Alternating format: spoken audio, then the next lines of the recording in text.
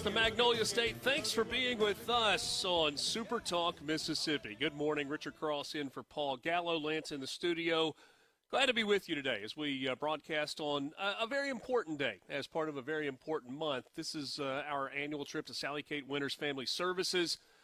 This is a place that takes care of children and takes care of the most vulnerable among us through a variety of programs, a place that's been here for a long time and has done a lot of good work. Appreciate our conversation just a few moments ago with Senator Williams, who represents District 15, and kind of talking about the support that the state gives to Sally Kate Winters, but also that the local communities give as well.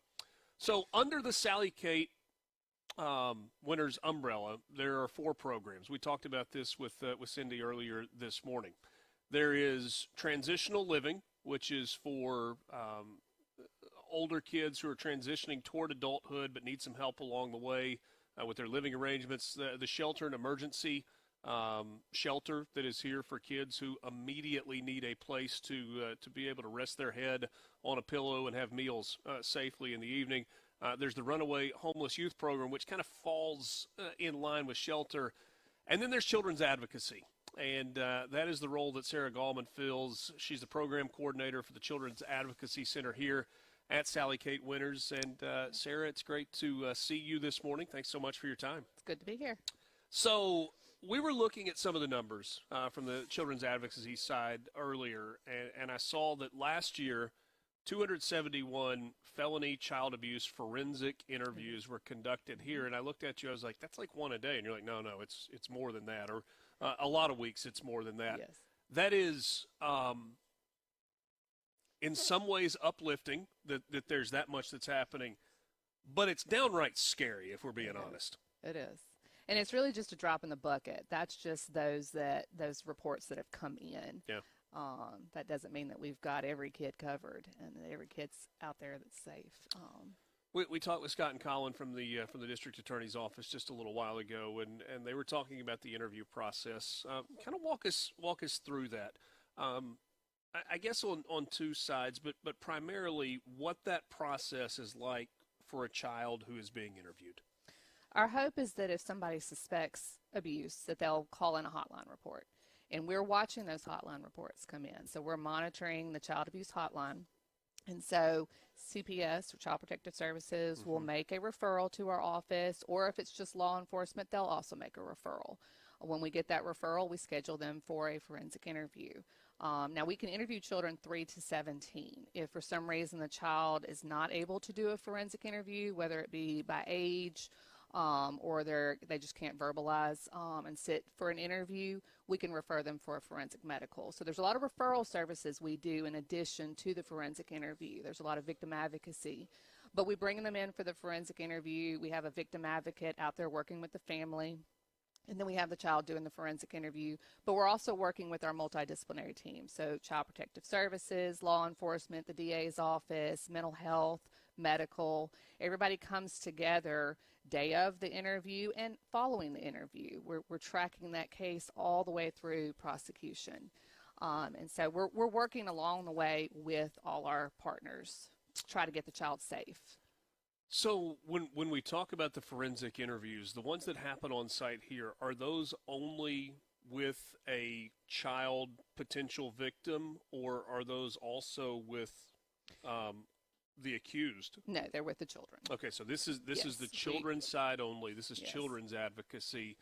In the interview setting itself, I mean, you talked about the interdisciplinary piece of it, where you've got multiple agencies that are involved, multiple entities that are involved. I mean, Colin was telling us a second ago that, she's not in the room for the interview. Is the interview itself, is that a one-on-one setting, or is it more than that? It's one-on-one. It's recorded. Okay.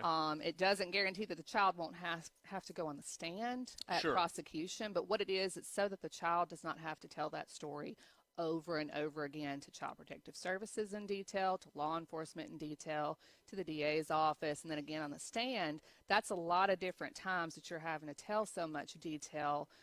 It's re-traumatizing, and you can miss some important facts along the way. So it's one time on the record, in detail, one-on-one with our trained child first forensic interviewer. with law enforcement or CPS across the hall watching it. So they're watching it, they're there, they're just not in the room with the child.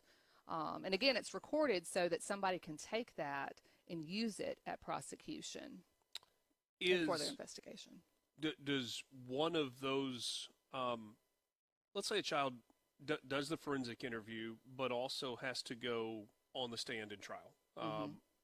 Does one of those settings carry more weight than the other? Because they're obviously having to retell their story maybe months later, and perhaps even unintentionally don't get the details exactly right, which a defense attorney is going to pounce on in trying to get their client off. Well, one, it's not, sadly, it's not months later. It's oftentimes years later that it hits the court.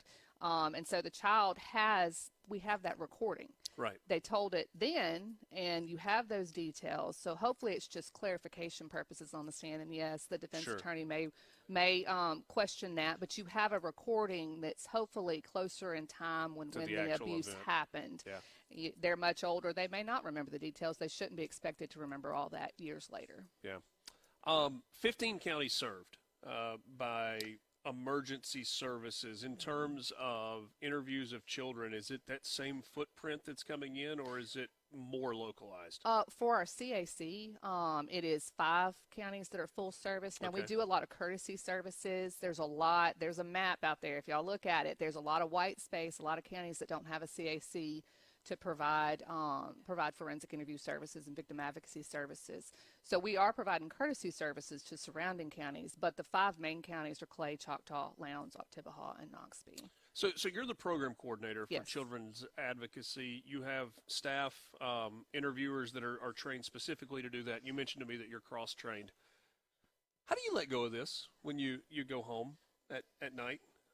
Because this is heavy stuff. I talk about sports for a living. I occasionally fill in on the politics. I go home at night, and if I want to watch a ball game, fine. If I want to do something else, this is a little heavier load that you're carrying home with you. How do you separate that?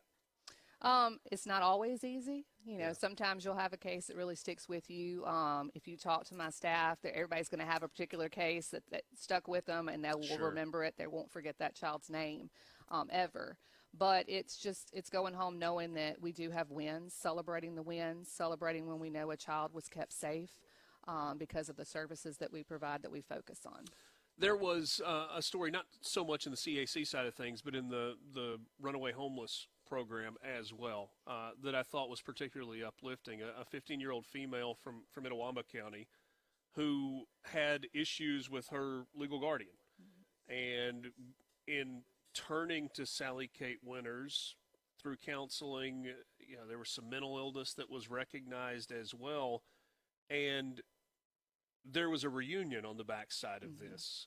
Not all of these stories end up with imprisonment or forever emotional trauma. There's a really bright side to some of these as well. Yes. And all the programs have a counseling component. We provide on-site counseling, too, through our CAC. We provide court support and court prep, so when it finally does hit court years later, we're there. We can sit with them in that courtroom. We're going to support them through this process. So there are wins like that. There's great stories, great outcomes that come out of this. Even on the front end, it's really hard, really tough stuff, but we have some good stuff that happens in the end. In terms of putting a victim at ease for this interview process, because I've got to believe that going through the story and recounting the details can be one of the most traumatic things, especially for a young child. I don't know, teenager, young child, maybe it's difficult. What's the setting like the room itself for them to hopefully be at ease? Yeah, you should go over there and look too before you leave. We do a lot before they go back in the room with the interviewer. We prep them, we kind of describe the room, show them a picture of the room. If they're really little and they're really nervous, we let them go down there and see the room before they actually go in there for the interview. But because it's that one-on-one, I think it makes them feel safe. We do a youth feedback survey and get feedback from the youth after the interview. And oftentimes it's just the fact that it's one-on-one. It's that our interviewer is just letting them have a conversation. And if they want to talk about the abuse, it's at their comfort level. We don't push. We do a lot to build rapport with them and make them comfortable in the room. And if they tell us they're done and they're ready to go, by all means, you can go. Yeah. And then they tell us that they appreciate that. They tell us in that youth feedback survey that they felt safe, that they felt like we were listening to them because it's that one-on-one conversation. And if it's I remember it place. correctly, because I've been back in that room before, it's not like stark white walls and a table and hard chairs. I mean, yes. it's a comfortable setting. Yes, it's meant to be. Yeah.